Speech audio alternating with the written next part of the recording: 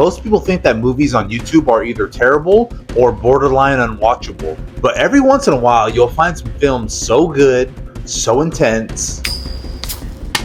What's the most you ever lost in a coin toss? Or so bizarre, you can't believe they're just sitting there for free.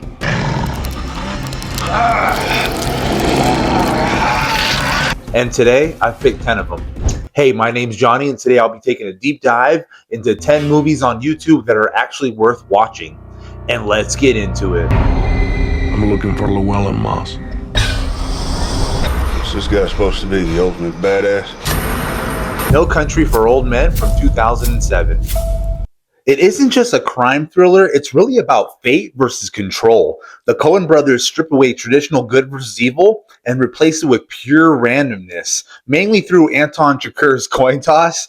Now, I know what you're thinking, how can somebody with that haircut be intimidating? But trust me, it works. And what makes it hit harder is how the movie denies you closure. No big final showdown, just the unsettling idea that evil doesn't always get punished. This one almost feels unfair to include because it's that damn good, and I can't believe it's free on YouTube. No Country for Old Men is a slow burn crime thriller where everything revolves around a man who finds stolen money. What's in the satchel? Full of money?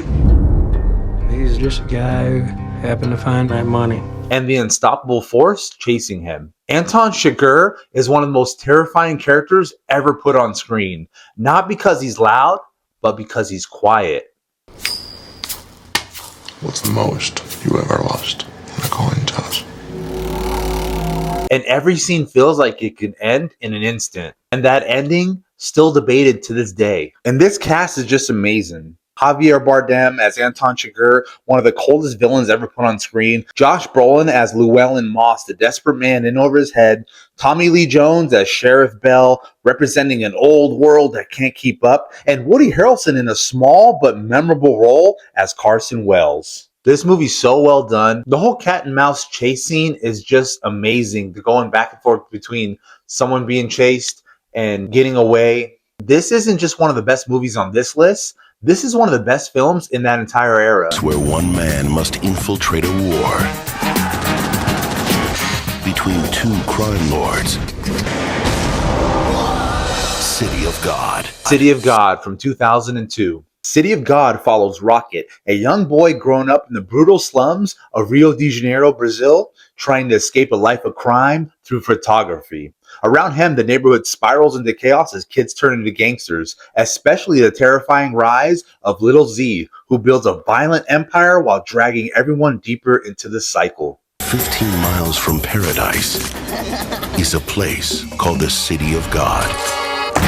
This one's one of the most powerful crime films ever made. City of God follows the rise of gangs inside the favela of Rio de Janeiro, Brazil. I love the way the movie is just told through different timelines and different people's perspectives. To tell a story the world needs to know.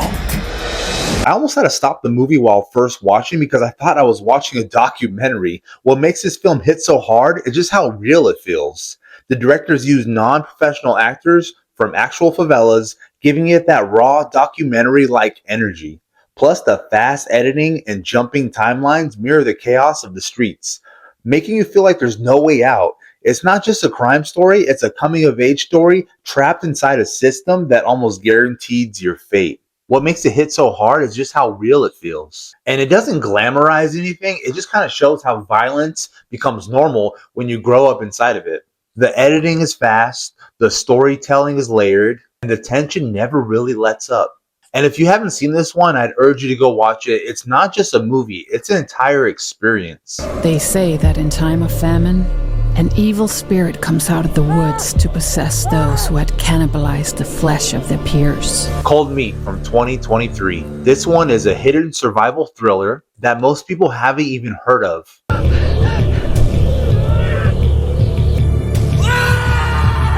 A man trapped in a frozen wilderness after a violent incident with something stalking him in the snow. The cast does a great job here. Alan Leach leads the film, bringing a grounded, desperate energy as the trapped survivor. Nina Bergman adds tension with a mysterious, unpredictable presence. And Jan Tuel supports with a cold, menacing edge that keeps the threat looming.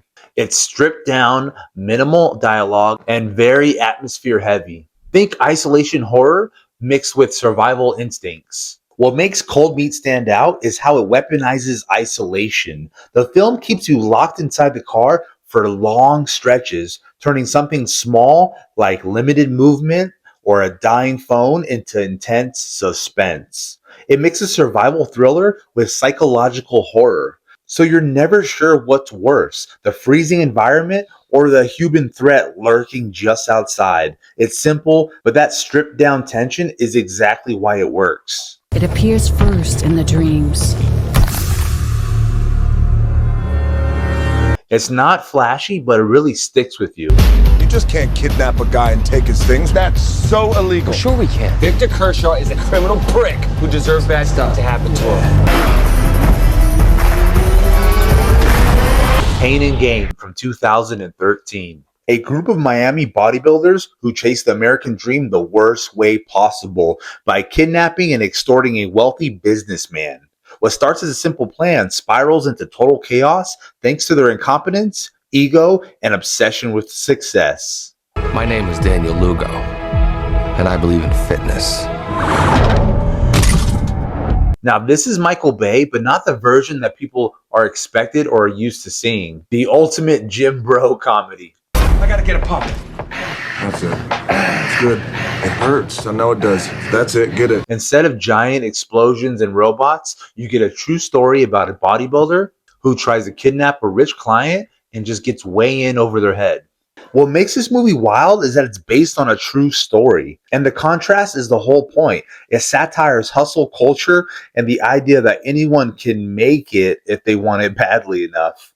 The Rock is hilarious in this. He kind of plays the big, kind of doesn't know what's going on guy, just wants to fit in. But Mark Wahlberg really steals the show. He just keeps evolving his character into more crazy and more crazy. And then by the end of the movie, you're not sure whether you want to root for him or root against him. He just does a great job with this one. Both The Rock and Mark Wahlberg are just a perfect duo in this one. And this supporting cast is awesome. Anthony Mackie as the insecure, easily influenced Adrian Dorbal. Tony Shalhoub as the victim, Victor Kershaw, bringing both humor and desperation. Ed Harris as the tough, no-nonsense investigator closing in on them. It's dark comedy mixed with crime chaos. And just what makes it so watchable is how absurd everything is. And the stakes just get raised throughout the movie more and more. You'll be laughing 1 minute and then realize you probably shouldn't be laughing at what's going on. And that's kind of the tone of this entire movie. There's no real bad guy, no real good guy. It's kind of like you decide who you're cheering for. Hey, you ready for this? I got a new laptop. I can't see you. Unfriended, Dark Web. It's got videos on it, right? Check this out.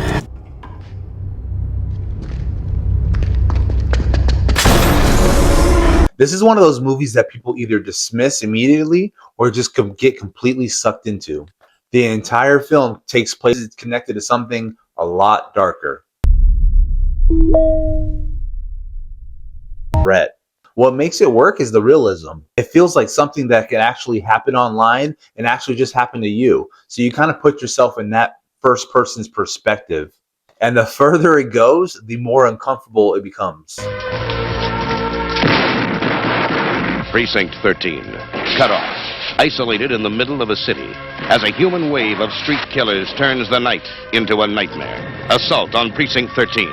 Assault on Precinct 13 from 1976. On a nearly deserted night, a rundown police station is about to shut down when a small group of officers, prisoners, and civilians become trapped inside. Suddenly, a mysterious street gang lays siege to the building, cutting off power and communication, turning it into a brutal fight for survival. The siege. It's a goddamn siege. Directed by John Carpenter, one of my favorite directors of all time, and this movie is just another reason why. This is John Carpenter just doing what he does best, turning a simple location into a pressure cooker.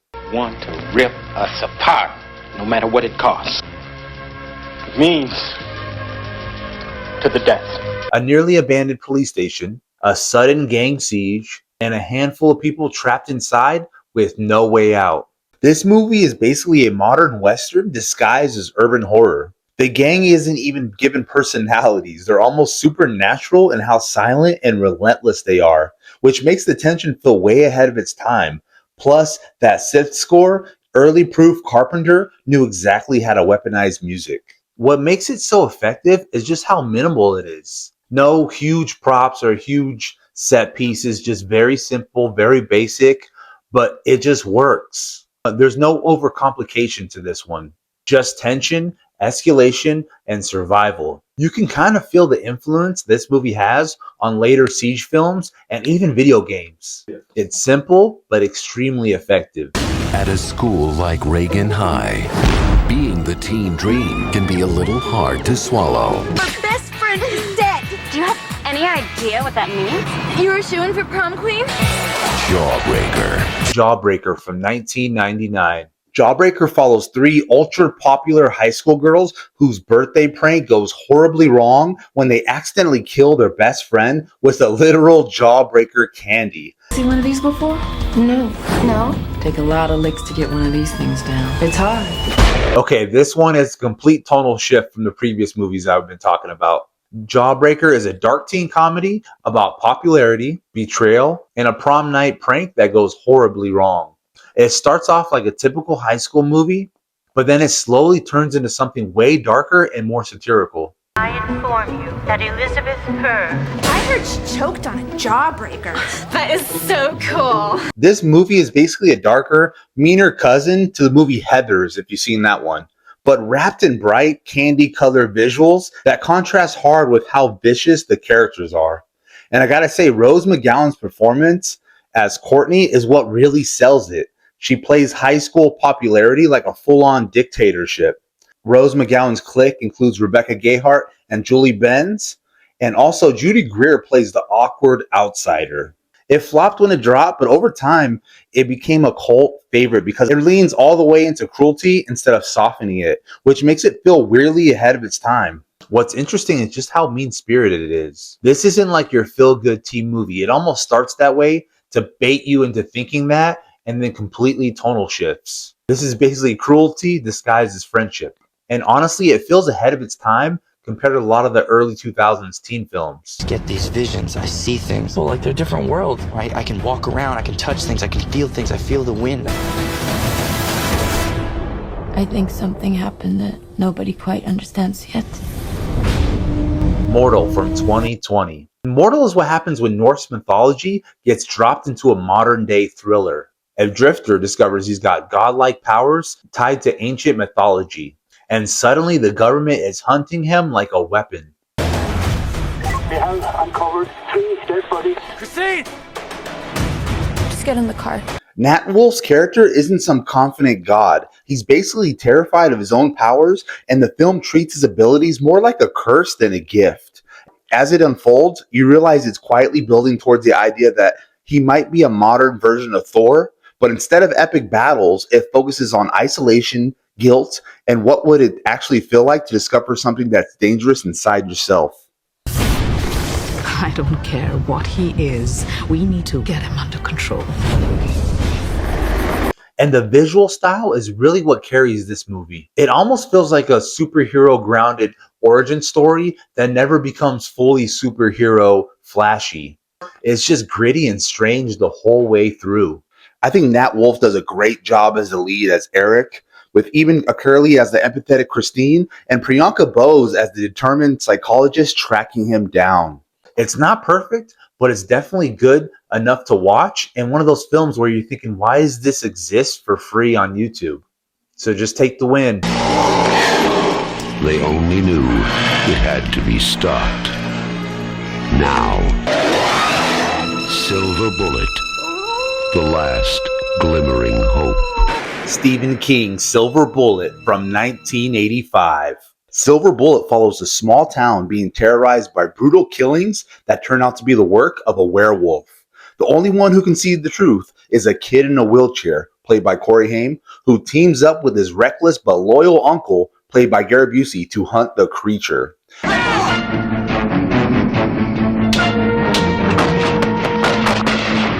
This is one of those Stephen King movies that never gets talked about enough. I mean, I didn't want to bring it up on my previous werewolf movie list because I wanted to talk about it here. It deserves its own place amongst all the werewolf movies because it's that good. It's that entertaining. It's heartfelt, but also scary, but also funny. They only knew it had to be stopped. A small town, a string of brutal murders, and a kid in the wheelchair who figures out the truth before anyone else because the killer isn't human. What makes Silver Bullet interesting is just how grounded it feels at first. It's not just a monster movie, it's an entire town slowly realizing that something is very wrong. And once it shifts into full werewolf territory, it gets surprisingly tense from a film from this era. Corey Haim does a great job as a lead here as Marty, with Gary Busey stealing scenes as the wild Uncle Red. I thought he does a great job here. They kind of just let him go and let him be his fun and goofy self. And Everett McGill as the mysterious Reverend. This is peak small town horror film energy. When they care almost as much about winning as they do about each other, they can become the best of the best. Best of the Best from 1989. Best of the Best follows a group of American martial artists selected to represent the U.S. in a high-stakes international Taekwondo tournament against a dominant Korean team. I'm afraid. You need this fight bad. You need this fight for you, man. A martial arts classic that a lot of people completely forgot about. Best of the Best is basically the ultimate underdog story, Team USA versus Team Korea, in an international Taekwondo showdown. So me, I was a huge Jean-Claude Van Damme, Bruce Lee, all the martial artists growing up. So this was just like comfort food to me. I was locked in, I was ready, I was into the characters, I was into the story, and the fight scenes were awesome. What makes it stand out though isn't just the fights. It's the emotional core. These aren't just invincible action heroes. They're broken, going through trauma, and trying to prove something deeper than just winning medals. This is the only thing I know I am good at. Don't take that away from me. Also, the film doesn't paint the Korean team as villains either, which was rare at the time. It leans into mutual respect instead of pure rivalry.